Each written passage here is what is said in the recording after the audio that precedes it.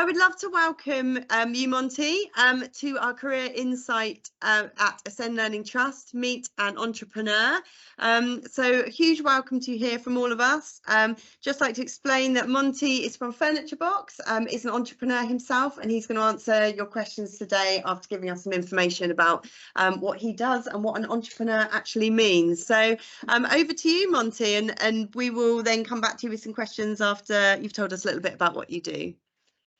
Thanks, Catherine. Nice to meet everyone. I'm Monty George. I am Managing Director and co-founder of Furniture Box.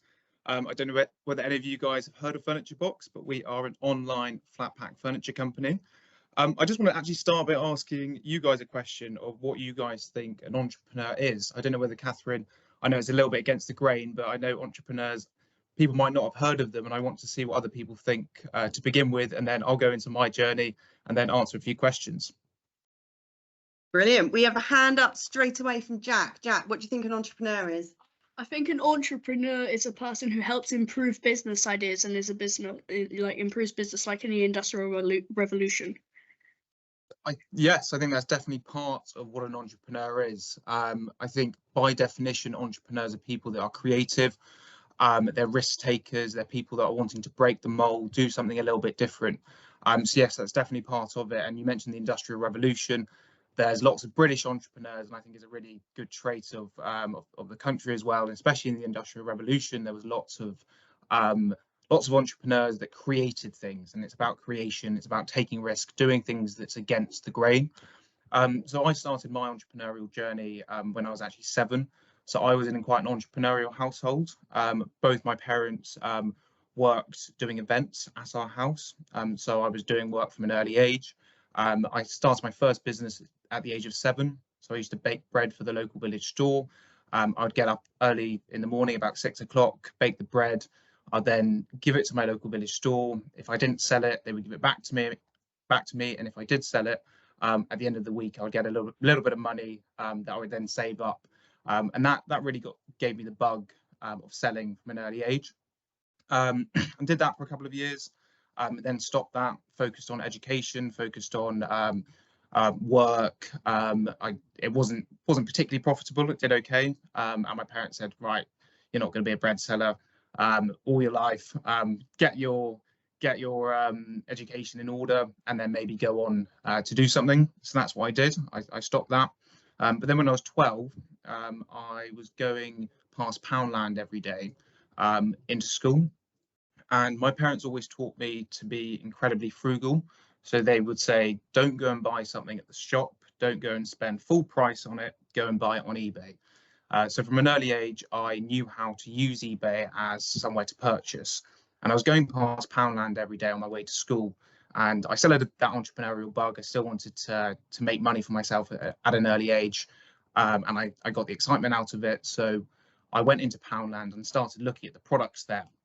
And I started looking at the products and then writing down what products there were, and then going back and on eBay, eBaying, like searching on eBay, the products that I was seeing in Poundland. And obviously in Poundland, they were for £1, but on eBay, I was seeing that they were selling for £3, £4, £5, or even £10 for these products. So then what I did the next day is I went into Poundland, bought a few of these products, and then started listing them on eBay. And that then sparked a whole cascade of lots of different products all throughout my school years. So from about year 8 or 9 all the way through to year 12, I sold anything from pest control items to speakers to watches to iPhone cases. I dabbled in lots of different things. And then that all culminated, that all came to a head when I ordered in 6th form a container of furniture.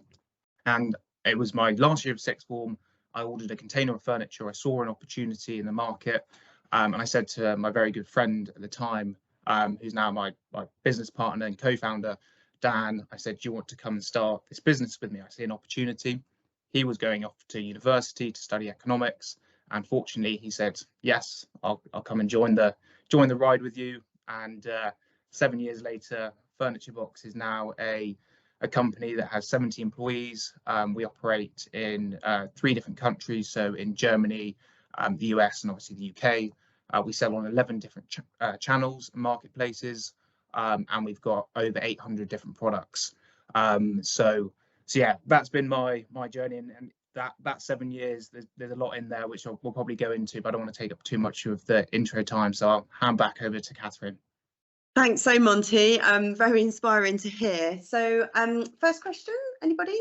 How important are your qualifications to being successful? I think that really depends. I think you do see people without any qualifications being incredibly successful. You do hear of that happening. There's people that have started incredible plumbing companies that have incredibly great vocational skills that have been incredibly successful, or they've been incredibly entrepreneurial. The founder of Range, for example, he was a market trader. He didn't really have any education, and he's been incredibly successful. I definitely think that education aids your ability to be successful. So core skills, obviously like reading, writing, maths is a key one, especially with numbers, does aid your ability to do it. But you can be an entrepreneur and be successful in many different ways. And hard work and graft and determination, I think, is a core component to that. So there's no right or wrong answer. I think education does definitely help, and it can aid you, but it can also confine you to things that have already been done. By definition, some education can be very much what has already been done and already been taught, and it's molding you in a certain way, and it's setting you up for maybe a career in something that's already there. And entrepreneurism, by definition, is taking risks and doing something a little bit different. And I know that some modules and some things in school do encourage that, but maybe it's more geared towards what's already there in the status quo and the status setup. So yeah, I don't think there's a right or wrong answer there. I would definitely encourage everyone to do as well as they can in school. If you're there, if you're being taught something, take it all in and try and digest it and try and do the best that you can because you're there. But if you didn't manage to do very well in your education or in your qualifications, don't let that dishearten you, because there's plenty of examples that would show that actually you can do it in lots of different ways. Thanks, Monty. And yeah, hard work and motivation definitely can make a huge difference, can't they, for your pathway? Next question. How did you get confidence to start your own business? How did you get the confidence to start your own business? I think it was my parents who definitely gave me the confidence. My dad, as I mentioned, my parents were entrepreneurs, and my dad's a bit of a maverick. He doesn't like convention, he doesn't like norms, and he was always telling me, look, you don't necessarily need to go down any conventional path. And he always encouraged me to try business and to try things. And he was always telling me not to be afraid of anything and take all the failures that you have, take all the experiences that you have as a good thing. And he was very much a champion of mine and what I was doing, and he was engaged. So that definitely gave me confidence, because I think sometimes and your parents might be looking out for you, wanting you to do well, but they might want you to follow a certain path, which is a conventional path. Whereas I know, but my dad in particular, he was saying, look, you can do what you want, you can achieve what you want, and you've just got to try and do these things. So I think that's where a lot of the confidence came from. Great, thank you. Just on the financial side, so if we've got pupils here, and a few have said that they've got various business ideas and they want to set up, but it's that kind of initial financial hurdle of either getting a grant to start or earning some money somehow to put it, or getting an investment from the bank. Or so, what advice would you have financially to begin such a journey? Yeah, I think there is a misconception about having a lot of finance to start a business. Obviously, there are certain businesses, if you're wanting to go really big really quickly, that you would need a certain amount of finance to get going. But if I look at my own journey, I started with a bit of money that I got from grandparents at Christmas, like 20 quid, 50 pounds, that sort of thing. So it wasn't big numbers that we're talking about. And if we look at the specific case of Poundland, I was making money and then reinvesting those profits. And I think all young people have the benefit of time. So I would suggest that the earlier that you start doing these things, the less the more risk you're able to take, because you don't have all of these commitments. So as you get older, you get more and more commitments, more and more outgoings in your life, which mean that you're not able to then reinvest these profits that you make. So when I was building my business at the age of 12, 13, I was able to take the profits. I wasn't spending that on anything, so I was able to reinvest everything that I was making. If you're looking to finance a business, I would really drill down into why you're needing that finance. Quite often people, when they're starting a business, can have misconceptions about what they need to spend on and why they need to spend on it. And I think actually saying, how can I develop a business or create a business that doesn't really require much financing, that also allows you to really drill down into where you can focus energy to find answers that you may have previously not thought you can find. So I'll give it a good example. Is if you were given £10,000, for example, to start a business, you might say, I'm going to spend £2,000 on advertising, I'm going to spend £5,000 on stock, and I'm going to spend another £5,000 on premises or whatever it might be. But you might just use that money in a not very targeted way. Whereas if you said, actually, I've only got £100 to start this business, you might say, actually, I'm going to be innovative in the way that I'm going to market. So you'll find free innovative ways to market. You might then find ways in which you can only need to buy the product if you sell it. So that way you're not actually committing to any capital in stock. So actually reduce the amount that you have in terms of financing and getting money in to start a business actually enables you to be a bit more imaginative and enables you to find answers that perhaps you wouldn't be able to find if you were just given a load of money to start with. I hope that made sense.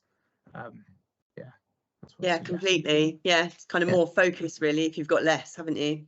Exactly. And you find different ways to be able to make what you've got work. And I think there's countless examples of entrepreneurs doing that when they had their back against the wall, when they haven't had the finances, they can come up with some pretty incredible things. And I think that's always an asset. Absolutely. So we've got 2 more questions here from Kingsley Green. For our other schools, do put questions in the chat if you have any. Harrison, you've got a big voice because you're right at the back. What is it like to own a business? What is it like to own a business? So I think owning a business gives you the ultimate freedom in a way, because you're not tied down to any boss. You're able to go on as many holidays as you want in theory. You're able to work as little or as many hours as you want. You're able to do essentially anything that you want to do within a business. But that freedom comes with a lot of responsibility. That there's also what they call the curse of the entrepreneur. So although you have all of that freedom to do all of these many different things, you also have like an innate want and sort of passion to always be doing more. So in essence, you don't have a 9-to-5 job. So you could, in theory, work all day. You could work on Saturdays, you could work on Sundays, because you're progressing something that is yours and that you directly can impact. So the more I do, the more Dan does, my business partner, the more we get out. And that's very, very fulfilling, but it can be a bit of a curse, because then you don't really know when to switch off and you don't know when to stop working. So you have freedom in both senses. And then the responsibility side. So we've got now a team of 70. Obviously 70 people all relying on you for their income, you to make their work life a good place to be. And then you also have the financial pressures as well of making sure that you're paying wages, that you're directing the business in the right way. So there's lots of responsibility, but it's quite an honour to be able to have that responsibility, and I wouldn't change anything. So yeah, you've got a lot of responsibility, a lot of freedom, but then there's a lot of things that tie you to making sure that the business is a success, and that can sometimes be at the detriment of social life and things you want to do. Yeah, and you just mentioned your staff there. So at what point did you suddenly realise actually you need more people in your team, and was that a big step for you to take? Yeah, so I mentioned earlier that my parents always taught me to be quite frugal, and that definitely transitioned into the business. So making sure that myself and my business partner Dan were doing as much as possible before we were taking on that liability of staff, in terms of the additional costs that would incur.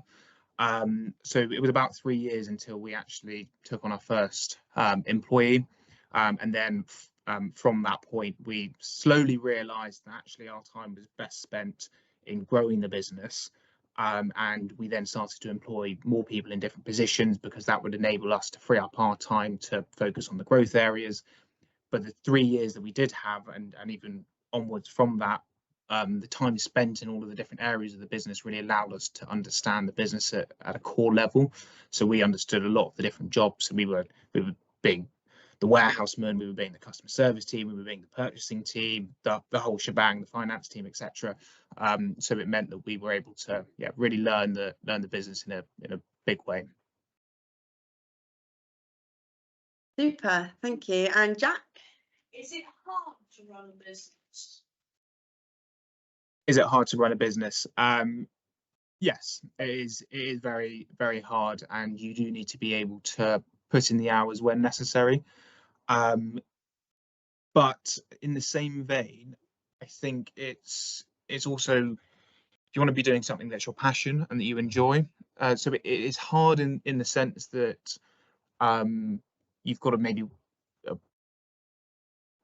at times work more hours than a standard job, or you need to find the answers for difficult questions that you wouldn't necessarily need to do in a standard job, because you're only in a set area.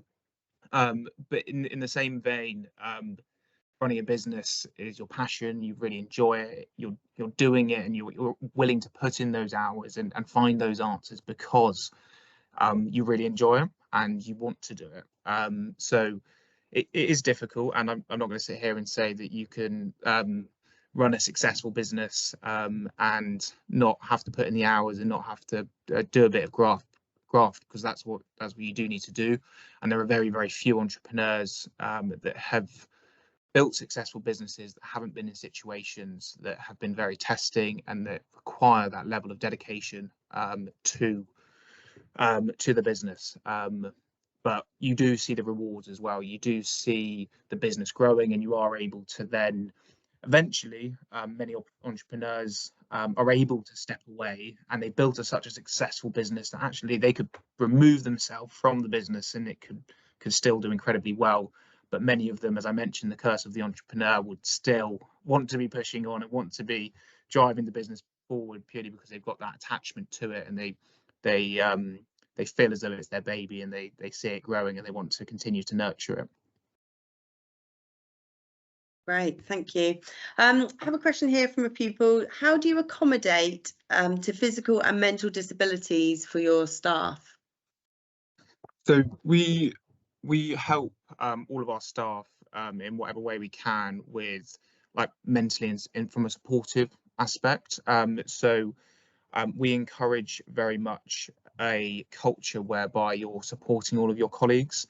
So we have regular touch points throughout the business. So Monday morning check-ins to see how our team is doing, and we've also got a hotline that people could call if they are ever in any mental or having any mental issue.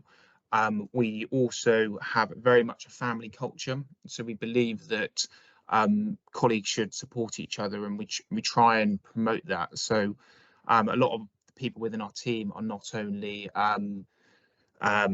colleagues, but they're also friends. So we do a lot of networking, so like family networking. So in the summer, for example, we put on a family furniture box day where we invited all of the families of furniture box employees, and obviously the employees as well, to a fun day where everyone was together, everyone met each other's family.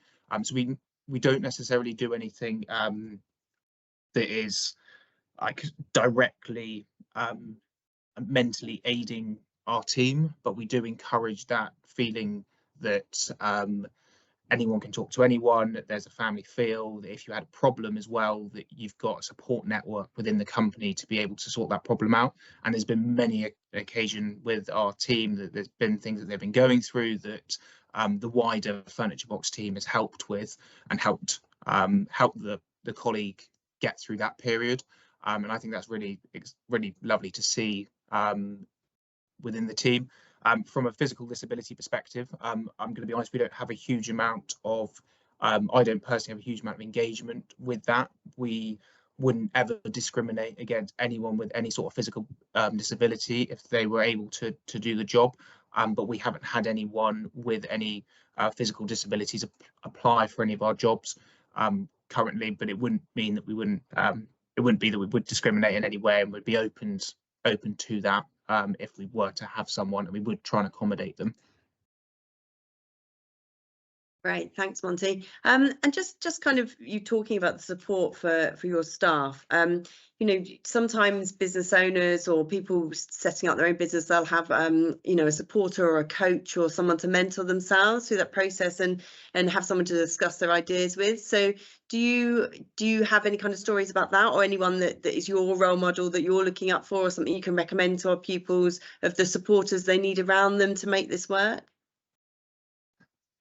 I listen to a lot of podcasts, and I wouldn't be able to pinpoint a role model as such. I mentioned my dad was a big promoter of business, but there were he had lots of deficiencies that weren't necessarily that great. So he was a role model in many ways, but then also there was other elements of him that wasn't a great role model. But I think we're very fortunate now to have podcasts, to be able to listen to really, really experienced people that are able to give really great advice. This isn't the only one. There are other podcasts, but things like Diary of a CEO, you can hear about stories of really incredible entrepreneurs, such as Ben Francis, who discovered or founded Gymshark, and I'm sure lots of you might have heard of his story, but he's done incredible things at such an early age. You also have other entrepreneurs such as Nick Jenkins, who actually opened our Chippenham warehouse. So he's local to Wiltshire. He's been very, very good to me over the years. I met him when I was about 18, when I had a very, very small business, and he's seen the growth over the years. But you can listen to his story and listen to how other people have done it, and you can glean a lot of information.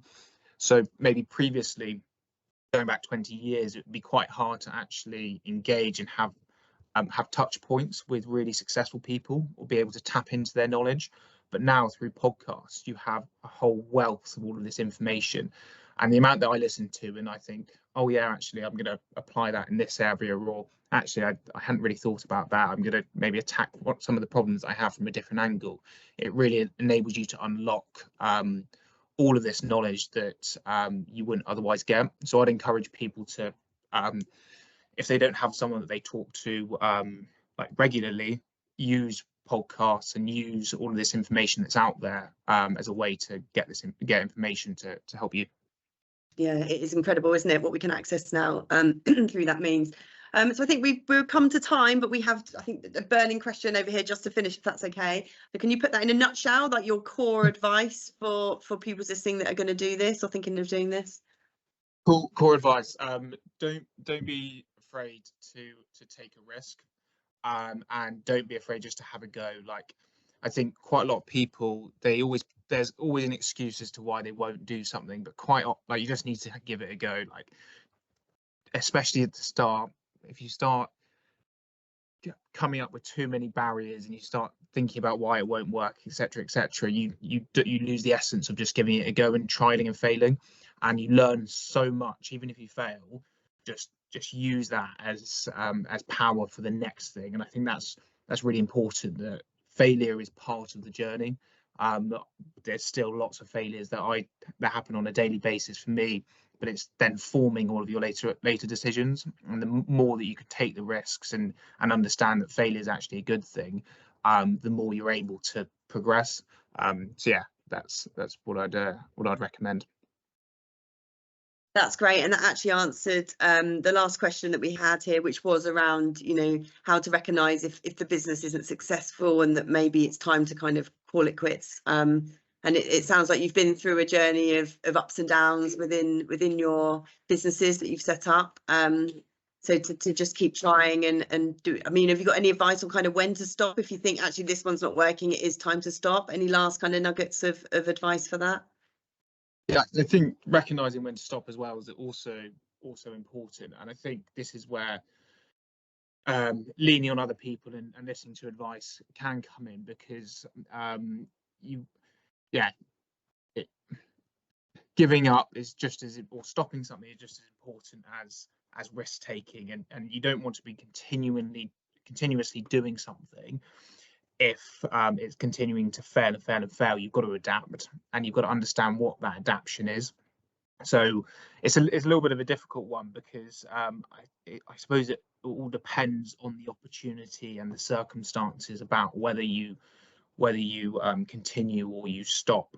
And I think, yeah, risk taking is a part of it, and being able to take risk and persist as well when people are being negative about things and telling you it's not going to work. That is part of it as well. But there is also another element there about, okay, when is the right time to give up? And I don't think I've got the concise answer that I can give you about when that right time is.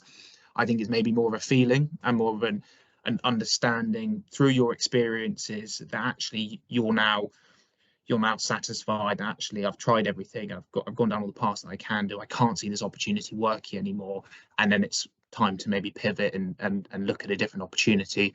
We do that the whole time. We have a big mantra of failing fast. It's important that you see when something's not working, and then you take the energy and put it into something else, rather than just continuing to flog a dead horse, for want of a better phrase. Brilliant. Thank you so much, Monty. That's been absolutely fantastic. I think we've got a big thank you here from pupils that are near this microphone. Super. I hope you heard that, and thank you ever so much. And yeah, good luck to your business, to you and Dan and all of your team. I think you're number 4 at the moment, aren't you, with the top 100 entrepreneurs? We hope you get to number 1, which would be amazing. So thank you for your time. Yeah, no, it's been a pleasure. Thank you very much, guys. All the best with all of your journeys, wherever they might be.